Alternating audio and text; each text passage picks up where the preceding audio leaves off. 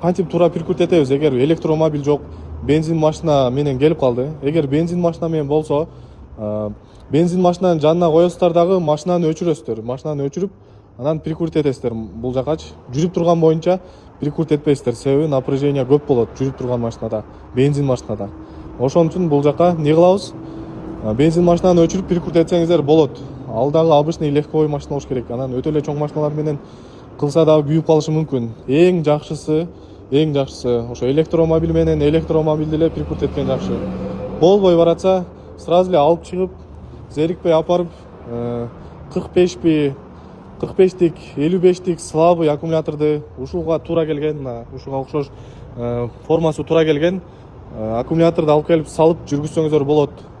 45тик, слабый, күчү слабый аккумуляторду алып келип саласыздар. Себеби 65-75тиктерди алып келип салсаңыздар, инверторуңуздар күйүп кетиши мүмкүн, жолбосо могу платалар күйүп кетиши мүмкүн. Азыр жок эле жерден билбестиктин айынан ушул машинаны 3 күндөн бери карап атабыз.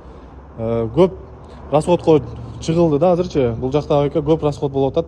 Могул өзү эле 6000 турат, ичиндегиси дагы 6-7 миң турат. Ушинтип наракта дагы блоктор бар. Анан бунун жумуш иши бар дегенде 3 күндөн бери буну артынан карап жүрөбүз да, кабелдерин чыгарып. Ошон үчүн достор, туура прикрут этиңиздер.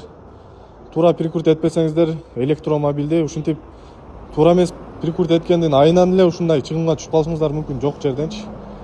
Мен эми жакшы мындай башка бирөө кетирген катаны кетирбеңиздер деп эле ушул видеону чыгарып атам. Видео жакса лайктан баса кетиңиздер.